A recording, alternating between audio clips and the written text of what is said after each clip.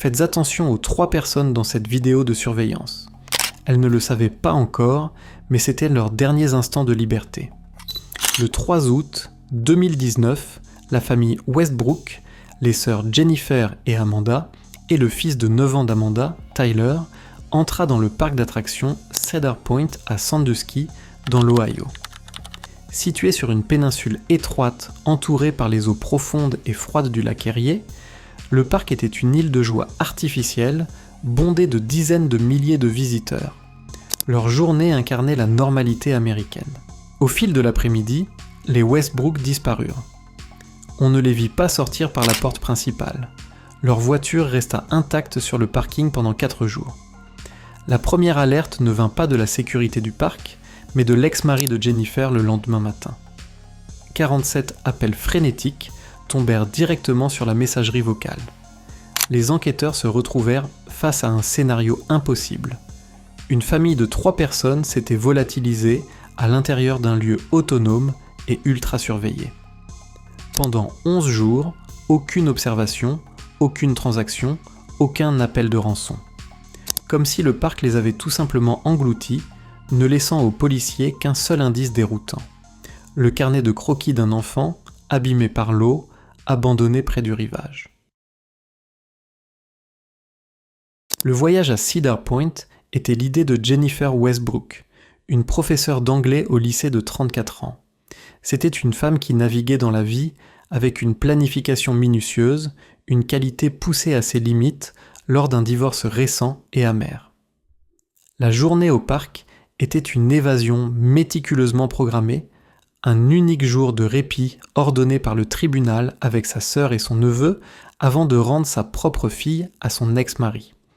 Elle avait emmené sa cadette, Amanda, une graphiste freelance de 31 ans et mère célibataire. Là où Jennifer était prudente, Amanda était spontanée, une photographe qui capturait les instants sincères de la vie. Elle aussi cherchait un refuge après avoir subi du harcèlement de la part d'un ex-petit ami au sujet de la garde de son fils. Ce fils était Tyler Westbrook, 9 ans, un élève de 4e discret et observateur, atteint d'autisme à haut niveau de fonctionnement. Tyler était obsédé par l'ingénierie. Il emportait partout un petit carnet usé qu'il remplissait de dessins mécaniques détaillés. Pour lui, Cedar Point était un paradis d'acier et de physique, et il était déterminé à voir tous les grands manèges. La matinée de la famille suivit le plan de Jennifer à la perfection. Ils arrivèrent à 11h, montèrent dans le Millennium Force et le Top Thrill Dragster et déjeunèrent précisément à 13h15.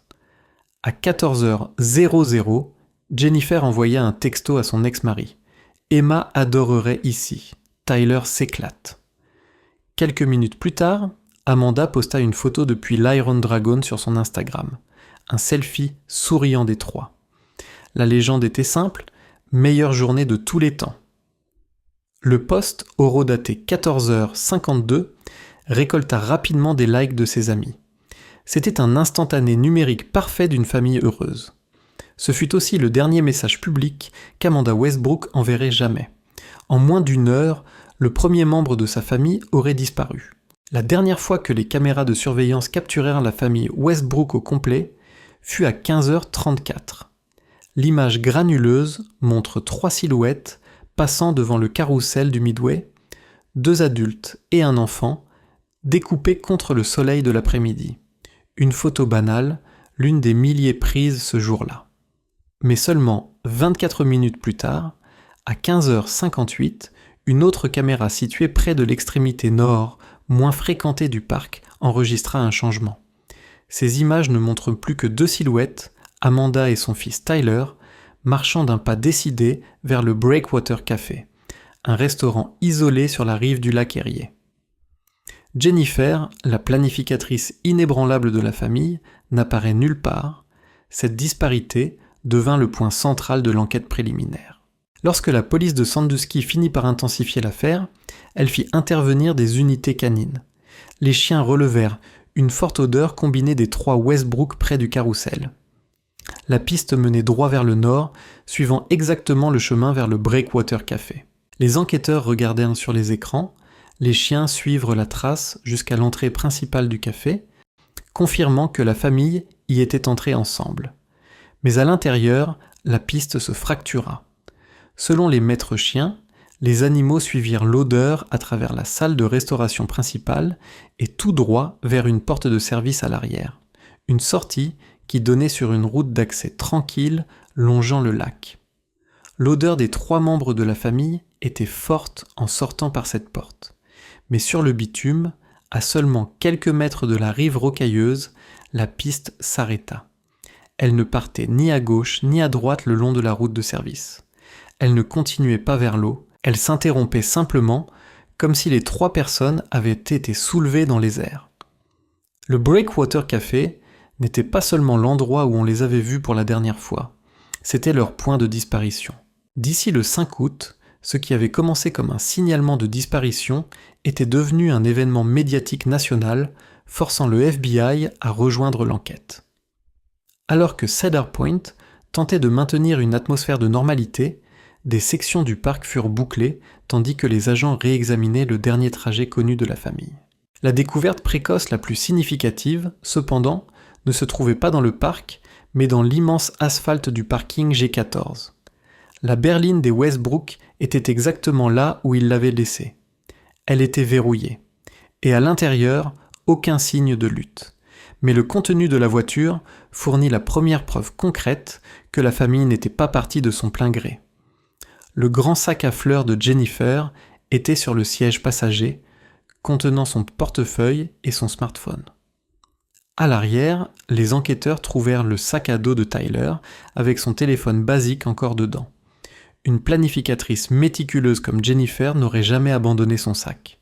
Et en situation d'urgence, il était inconcevable d'abandonner 2 des 3 téléphones. Cette découverte balaya d'emblée l'hypothèse d'une simple fugue à pied. Elle souleva aussi une question troublante nouvelle lorsqu'on la confronta à ce qui manquait. Le sac en bandoulière d'Amanda, qui contenait son appareil photo professionnel et son smartphone, avait disparu. L'analyse des relevés téléphoniques fournit une chronologie précise et glaçante.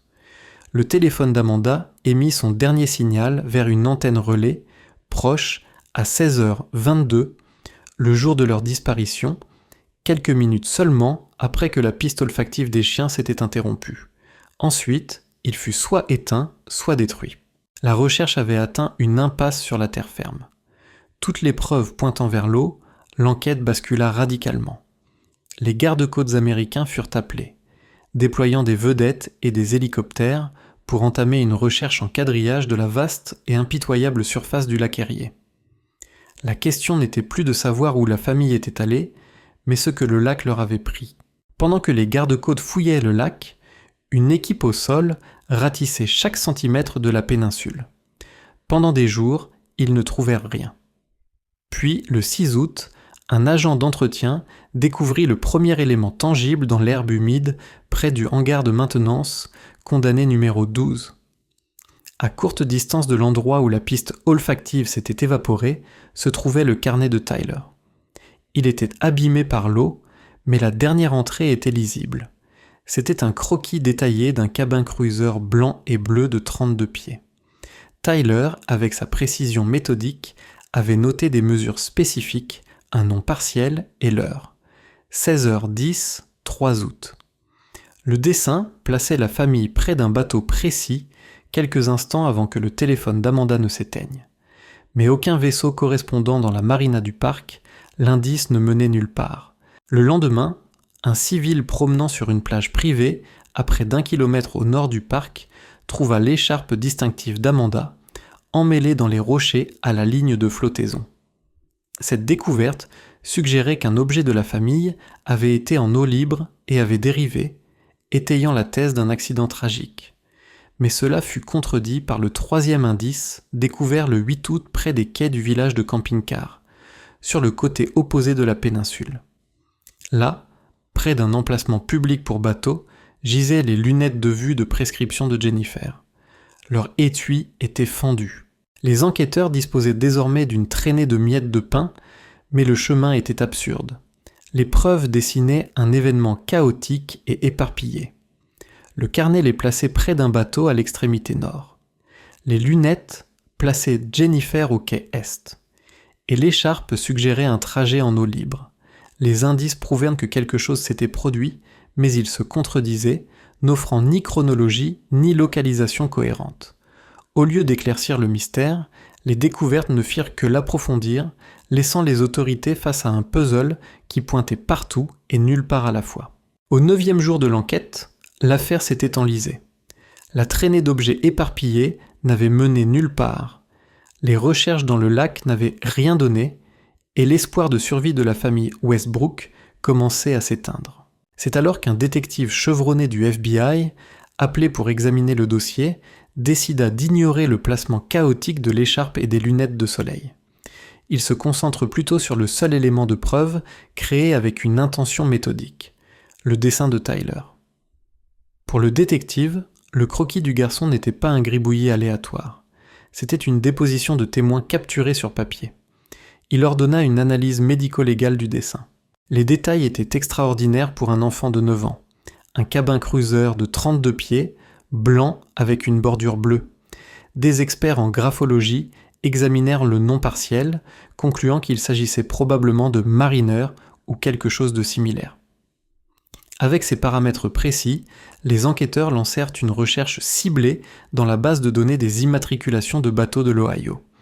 Ils recoupèrent chaque cabin cruiser blanc et bleu de 32 pieds dont le nom contenait les lettres M et R.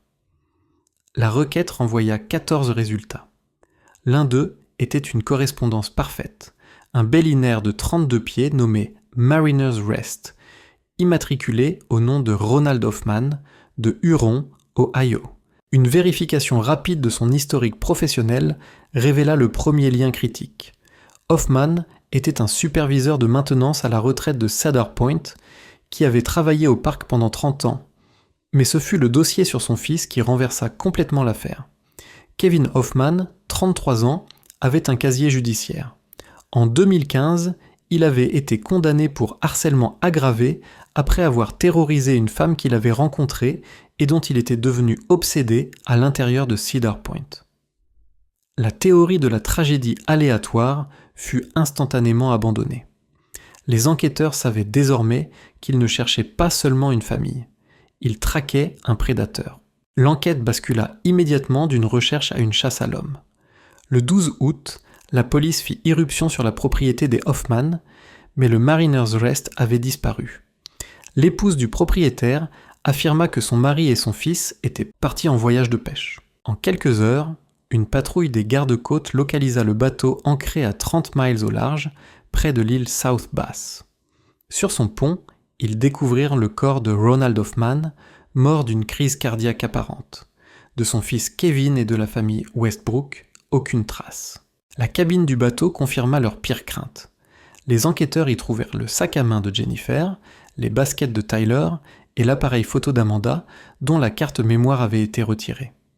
Il y avait des projections de sang sur une cloison qui correspondirent plus tard à l'ADN de Jennifer. La dernière pièce à conviction fut un journal appartenant à Ronald Hoffman. Sa dernière entrée disait « Kevin a fait quelque chose de terrible, que Dieu nous pardonne.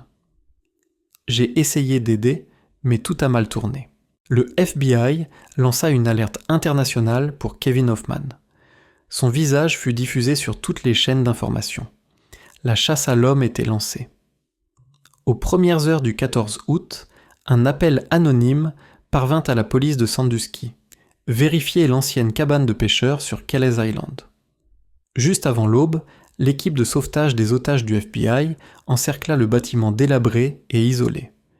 Ils enfoncèrent les portes et trouvèrent Kevin Hoffman à l'intérieur, assis par terre dans un état catatonique. Il se rendit sans résistance. Dans une arrière-salle froide et humide, ils découvrirent Jennifer, Amanda et Tyler. Ils étaient vivants, souffrant de déshydratation et de blessures, mais vivants. Après 11 jours de silence, les Westbrook avaient été retrouvés. Le sauvetage de la famille Westbrook ne marqua pas la fin de leur histoire, mais le début d'un long et difficile épilogue. Kevin Hoffman fut déclaré non coupable pour cause de folie et interné indéfiniment dans un hôpital psychiatrique d'État. L'enquête sur son père, Ronald, conclut qu'il avait été un participant involontaire, mort sous une contrainte extrême.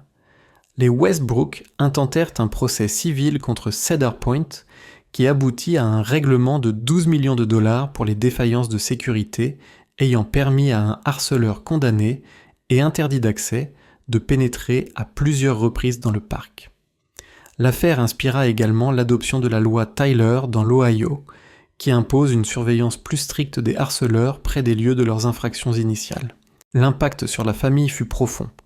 Jennifer prit un congé sabbatique d'1 an pour suivre une thérapie intensive contre le SSPT.